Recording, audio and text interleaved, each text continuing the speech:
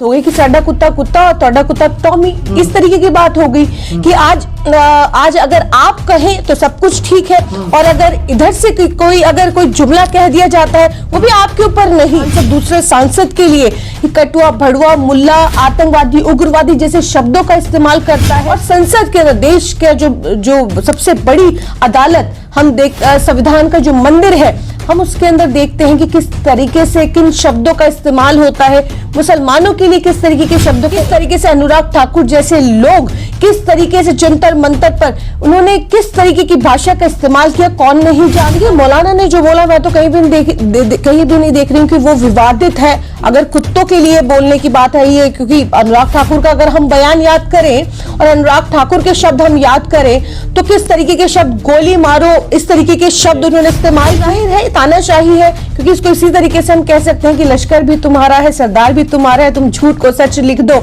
अखबार भी तुम्हारा है। इस दौर के फरियादी जाएं तो जाए कहां, क्योंकि अखबार भी तुम्हारा है और कानून भी तुम्हारा है। तमाम जो मस्जिदें हैं उसको बुलडोज करने तक की बात की गई हैं। देखिए इस तरीके की गिरफ्तारियां बहुत छोटी चीज है कि उन्होंने जो भी जुमला बोला या जो भी उन्होंने अपने भाषण में जो बात कही, देखिए मैं उनका क्योंकि जाहिर है जो भाषण देता है, जो अपनी बात रखता है, तो देखिए उसका पूर्णतः तो मैं समर्थन नहीं करती, लेकिन जो उन्होंने कहा कि उसके अंदर कहीं से भी किसी की भावना किस तरीके से आहत होती है मैं नहीं समझ पा रही हूं। क्योंकि एक संसद के अंदर बाहर आप क्या बोलते हैं, एक वक्ता के तौर पर आप क्या बोलते हैं, आप भाषण में किस बात को किस तरीके से रख रहे हैं, और संसद के अंदर देश के जो सबसे बड़ी अदालत हम संविधान का जो मंदिर है हम उसके अंदर देखते हैं कि किस तरीके से किन शब्दों का इस्तेमाल होता है, मुसलमानों के लिए किस तरीके के शब्दों का एक सांसद दूसरे सांसद के लिए कटुआ, भड़ुआ, मुल्ला, आतंकवादी, उग्रवादी जैसे शब्दों का इस्तेमाल करता है। किस तरीके से अनुराग ठाकुर जैसे लोग किस तरीके से जंतर मंतर पर उन्होंने किस तरीके की भाषा का इस्तेमाल किया, कौन नहीं जानता है। आज ऐसे लोग जो आज जिनको भारत रत्न दिया जा रहा है, शर्म आती है कि आज हम उस देश के अंदर रहते हैं जहां पर जिनको हजारों की जो संख्या के अंदर जो लोग मार दिए गए, काट दिए गए, जिनको जेलों के अंदर जाना चाहिए था, आज वो उनको भारत रत्न दिया जा रहा है। आज वो सबसे ऊंची कुर्सी पर हथियाने के लिए सबसे ऊंची कुर्सी पर बैठे हुए हैं, तो इससे ज्यादा और शर्म की बात क्या होगी। दिया जाता है सबका साथ सबका विकास, लेकिन दोहरा कानून अपनाया जाता है। लोग संसद में खड़े होकर अपशब्द बयान करते हैं, मतलब रैलियों में, लेकिन अगर मौलाना जलसे में कोई ऐसा शब्द बोलने जो कि प्रतिबंधित भी नहीं है तो उन पे मुकदमा लग जाता है। देखिए मौलाना ने जो बोला मैं तो कहीं भी नहीं देख रही हूँ कि वो विवादित है। अगर कुत्तों के लिए बोलने की बात है ये, क्योंकि अनुराग ठाकुर का अगर हम बयान याद करें और अनुराग ठाकुर के शब्द हम याद करें तो किस तरीके के शब्द, गोली मारो, इस तरीके के शब्द उन्होंने इस्तेमाल किए। और फिर ये कहा गया कि ये आपके लिए शब्द नहीं है, प्रवेश वर्मा जैसे लोग उन्होंने किस तरीके के शब्दों का इस्तेमाल किया, और फिर ये कहा गया कि ये आपके लिए शब्द नहीं है। तो देखिए ये कौन तय करेगा कि ये शब्द किसके लिए हैं। ये जो शब्द उन्होंने बोले हैं जलसे के अंदर जो बोला है मुफ्ती साहब ने, वो किसके लिए थे, वो किसको उन्होंने कहा। तो जिस तरीके से अनुराग ठाकुर के ऊपर कोई कार्यवाही नहीं होती है तो फिर मौलाना साहब के ऊपर इस तरीके की कार्यवाही क्यों होती है। जलसों में जो उन्होंने कहा, जैसे सीरिया, मिस्र और जो हमास मतलब फलस्तीन में हो रहा है, इजराइल जो कर रहा है, पूरी दुनिया में जो मुसलमानों के साथ हो रहा है, वो ये सब सारी बातें बोलने के बाद वो एक शेर पढ़ते हैं कि आज कुत्तों का दौर है, कल हमारा दौर भी आएगा। तो उन्होंने भारत से रिलेटेड कोई ऐसी बात नहीं कही है या किसी को भारत में किसी को कुत्ता नहीं कहा है। फिर भी जो भारत के लोग हैं, भारत के कुछ जो सांसद है, उन्होंने उन पे एफआईआर दर्ज करवाया और उनको एटीएस के थ्रू पकड़वाया। देखिए ये तो बिल्कुल उस तरीके की बात हो गई कि साडा कुत्ता कुत्ता और तोड़ा कुत्ता टॉमी, इस तरीके की बात हो गई कि आज अगर आप कहें तो सब कुछ ठीक है और अगर इधर से कोई जुमला कह दिया जाता है वो भी आपके ऊपर नहीं कहा गया, लेकिन फिर भी आप उसको अपने ऊपर लेते हैं और गिरफ्तारियां करते हैं। तो देखिए जाहिर है तानाशाही है, क्योंकि इसको इसी तरीके से हम कह सकते हैं कि लश्कर भी तुम्हारा है, सरदार भी तुम्हारा है, तुम झूठ को सच लिख दो, अखबार भी तुम्हारा है। इस दौर के फरियादी जाएं तो जाए कहां, क्योंकि अखबार भी तुम्हारा है और कानून भी तुम्हारा है।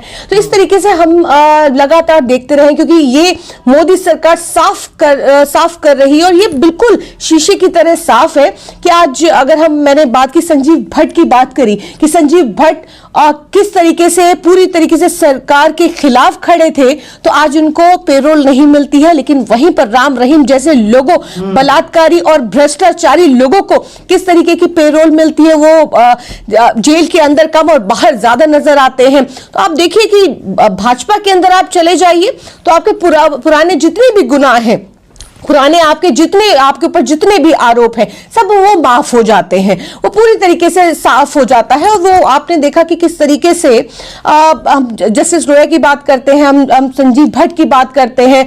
हमने ये भी देखा कि गुजरात दंगों के अंदर आर.के. राघवन किस तरीके से मोदी जी को एसआईटी की जांच के अंदर उनको क्लीन चिट देने का काम करते हैं। इनाम में उनको क्या मिलता है? तो इनाम में हाई कमिश्नर नियुक्त किए जाते हैं। तो ऐसी तमाम जो अमित शाह, अगर आप बात करें कि अमित शाह एक फर्जी एनकाउंटर के अंदर जो जज साहब थे, तो उनको किस तरीके से, जस्टिस गोगोई को किस तरीके का इनाम मिला, वो सब जानते हैं। बाबरी मस्जिद विध्वंस के मामले के अंदर जिस तरीके से आपने देखा कि वो 9 नवंबर को ये फैसला आता है और 17 नवंबर को वो रिटायर होते हैं। रिटायरमेंट के ठीक पहले जो अब ज्ञान व्यापी का आपने देखा कि किस तरीके से एक दिन पहले अब जज साहब फैसला देके जाते हो रिटायरमेंट, तो आप इसको क्या कहेंगे? आप इसे यही कह सकते हैं कि आज न्याय, नैतिकता और संविधान को किस तरीके से कुचलने की ये कोशिश हो रही है। तो आप इसको इसी तरीके से देख सकते हैं कि, और ये देखते हैं कि आप जो भी सरकार के खिलाफ खड़ा होगा, ईडी सीबीआई उसके घर पहुंचेगी। आपने देखा कि हेमंत सोरेन को किस तरीके से डराने धमकाने की कोशिश की गई, किस तरीके से उनके ऊपर ईडी सीबीआई की जांच बिठाई गई और उसके बाद किस तरीके से सरकार को गिराने की कोशिश की गई। तो देखिए ये पूरी तरीके से क्या दर्शाता है? दर्शाता है कि आज देश के अंदर तानाशाही है, लोकतंत्र को खत्म करने की कोशिश की जा रही है। अब गुजरात दंगों की बात की, असम में तो एक टीवी चैनल के मालिक है, वो खुलेआम टीवी पर आकर गुजरात दंगों की बात मुसलमानों को मतलब थ्रेट दे रहे हैं कि आपने देखा नहीं असम में क्या हुआ था, गुजरात में क्या हुआ था। हाँ। मुफ्ती की इस बयान के बाद वो इस तरह के थ्रेट दे रहे हैं, कविता पढ़ रहे हैं टीवी पर खुलेआम आकर। देखिए मैंने कहा ना आपको कि आप बीजेपी के अंदर हैं तो आपकी किसी तरीके की कोई गिरफ्तारी नहीं होगी, कि कोई सवाल नहीं होगा। आप ये देखिए कि चंडीगढ़ चुनाव हुए, साफ तौर से किस तरीके से लोकतंत्र की धज्जियां उड़ाई गई और फिर उसके बाद 8 वोट को किस तरीके से खत्म करके आज वहां पे मेयर चुनाव को लेकर के सुप्रीम कोर्ट टिप्पणी करता है। लेकिन उस जो अधिकारी था, अधिकारी पर कोई सवाल नहीं है, तो सवाल किस पर होगा? सवाल तो आप अगर जो सरकार के विरोध में खड़ा होगा, विपक्ष से सवाल होगा और हर चीज का जिम्मेदार तो जाहिर है नेहरू को ठहराया जाएगा। मेन स्ट्रीम मीडिया के एंकर ये कह रहे हैं कि कुत्ता जो है हिंदुओं को कहा गया है। हाँ। असल में लोगों में गुस्सा जब से बढ़ा है, जब से ये उनका स्टेटमेंट है कि कुत्ता हिंदुओं को कहा गया है। ये कुत्ता तो मैं समझती हूँ कि कोई हिंदू धर्म को लेकर के उसको पूजा भी नहीं जाता, कोई उससे भावना भी आहत नहीं होनी चाहिए।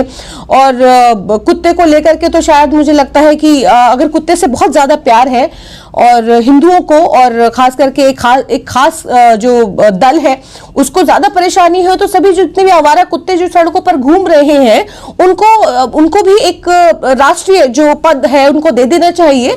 जिस तरीके से गाय को लेकर के अलग अलग तरीके की राजनीति होती है, गौ रक्षा के नाम पर अलग अलग तरीके की राजनीति होती है और वो भी स्टेट वाइज होती है। हम सब जानते हैं कि किसी स्टेट के अंदर भावना आहत होती है, किसी स्टेट के अंदर परमिशन दी जाती है। बिल्कुल जाहिर है, अगर भावना आहत हो रही है तो पहले ये काम करना चाहिए कि उसको राष्ट्रीय पशु घोषित करते हैं, या उसको जो भी भावना आहत हो रही है, क्यों हो रही है, किस लिए हो रही है, पहले तो ये क्लियर किया जाए कि उनको कुत्तों से क्या ऐसा खास लगाव है, तो पहले ये क्लियर किया जाए। उसके बाद किया है उन्होंने, ये बोल रहे हैं कि अपमान किया है हमारा कुत्ता कह करके। नहीं देखिए, अब ये तो अपने ऊपर है कि आप उसको उस स्टेटमेंट को किस तरीके से ले रहे हैं। आप अगर अपने आप को ऐसा समझते हैं तो फिर उसके अंदर कोई कुछ कह नहीं सकता। कुछ लोग ये भी सवाल उठा रहे हैं कि मौलाना जो कह रहे हैं हमारा दौर आएगा, तो कौन सा दौर लाना चाहते हैं? देखिए, दौर तो हम ये समझते हैं कि दौर एक बेहतर दौर की बात की जाती है कि एक बेहतर दौर, और मौलाना ये तो मौलाना साहब से अब इतने दिनों में तो पूछताछ कर लेनी चाहिए।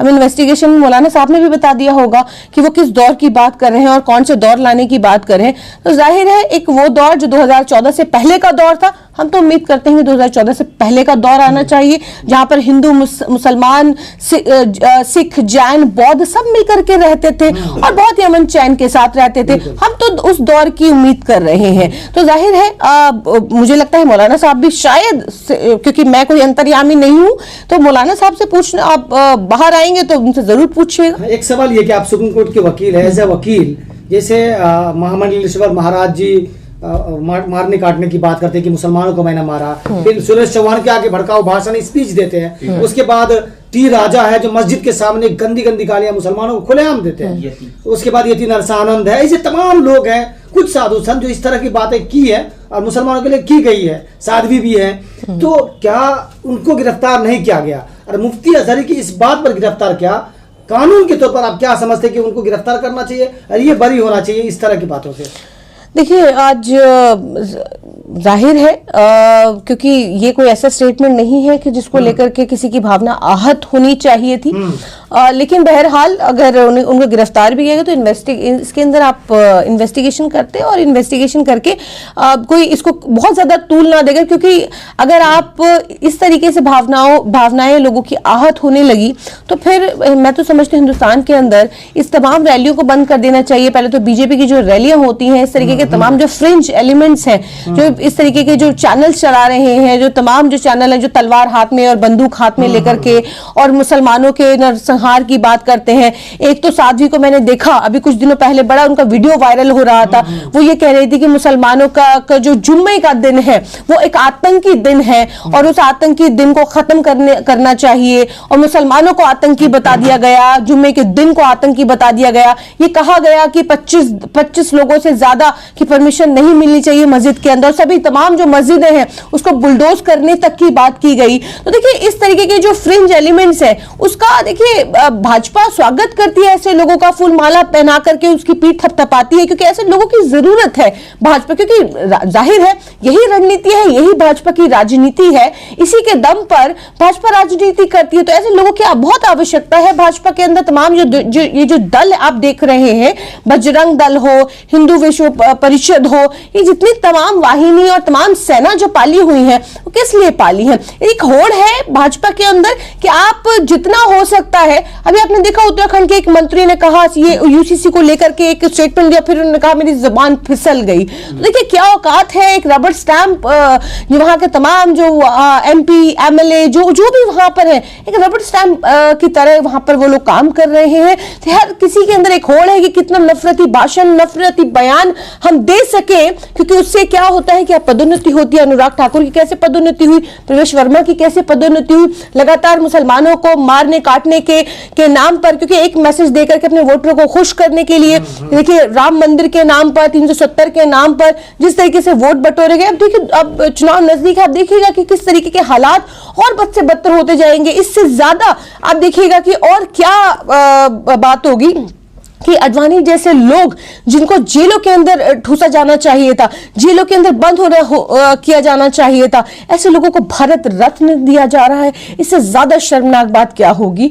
तो देखिए, मैं समझती हूँ कि लोकतंत्र को पूरी तरीके से ध्वस्त करने के लिए ये सरकार पूरी तरीके से उतारू है। हम सबको मिलकर के कोशिश करनी चाहिए कि खास करके मुसलमानों से कहूंगी कि बहुत ज्यादा जो इस तरीके के जो मुद्दे होते हैं, और खास करके जिससे दो समुदाय के अंदर मतभेद पैदा हो, और खासकर क्योंकि अब चुनाव नजदीक है तो इस तरीके की चीजें बढ़ेंगी और बहुत ज्यादा ये भाजपा करने की कोशिश करेगी। यूसीसी को लेकर के, सीए को लेकर के, जिस तरीके से अभी सीए का एक नया शोषा छोड़ा गया कि सीए लाया जाएगा, यूसीसी उत्तराखंड में जो पहला स्टेट है जहां पर यूसीसी लाया जा रहा है, उसको लेकर के जिस तरीके की जो बहुत सारी ऐसी चीजें सामने लाई जाएंगी, तो मैं समझती हूँ ना उत्तेजित ना होकर के हम सभी लोगों को बहुत ही सब्र से काम लेना है। 2024 में हम उसके बाद देखेंगे कि कैसे क्या करेंगे, लेकिन अभी फिलहाल जो है हमें बहुत सब्र से हमें काम लेना है। लेकिन उत्तेजित वाली बात तो तब है ना जब मीडिया इसमें सहयोग करे। देखिए, मीडिया कभी सहयोग नहीं करेगी। आप जैसे पत्रकार हैं, आप जैसे पत्रकार हैं जो कि